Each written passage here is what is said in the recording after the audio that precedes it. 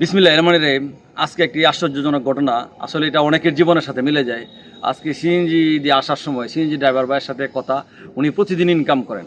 তো ওনার ইনকাম সম্পর্কে, আয়ের সাথে ব্যয়ের সম্পর্ক জানতে গিয়ে উনি যে তথ্য দিলেন, এই তথ্যটা আসলে আমাদের অনেকের জীবনের সাথে মিলে যায়। উনি বলছিলেন, উনি সারাদিন পরিশ্রম করার পর যখন বাড়িতে আসেন, তখন তার বাবা জিজ্ঞেস করে কত টাকা ইনকাম করেছে। তার স্ত্রী জিজ্ঞেস করে ইনকাম থেকে কত টাকা সে বাঁচিয়েছে।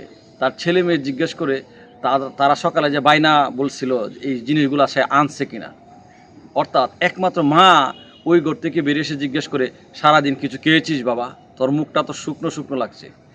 আসলে এই পৃথিবীতে মায়ের মতো আপন কেউ হয় না। মা যতদিন বেঁচে থাকবে ততদিন নিঃস্বার্থভাবে সন্তানের খবর নেবে। সবসময় তার কোনো স্বার্থ থাকবে না, একমাত্র নিঃস্বার্থভাবে খবর নেবে। আমরা যতই বড় হতে থাকি ততই মাকে মিস করতে থাকি। আসলে মায়ের মতো আপন কেউ হয় না। আমি ভাইকে বললাম, ভাই আপনি যে কথাগুলি আমার সাথে বলতেছেন, এগুলি যদি ভিডিওর মাধ্যমে বলেন তাহলে তো সবাই জানতে পারবে এবং বিষয়টা আসলে বোঝার আছে, অনেকের সাথে মিলে যাবে।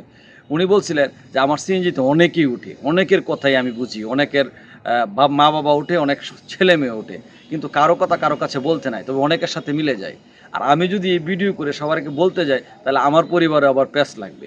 আপনি যদি ভয় না পান তাহলে আপনি বলে ফেলেন, প্যাঁচের যদি ভয় না পান। কারণ বলতে গেলে আসলে প্যাঁচ লাগে, কারণ সংসারে সবাই সমান না।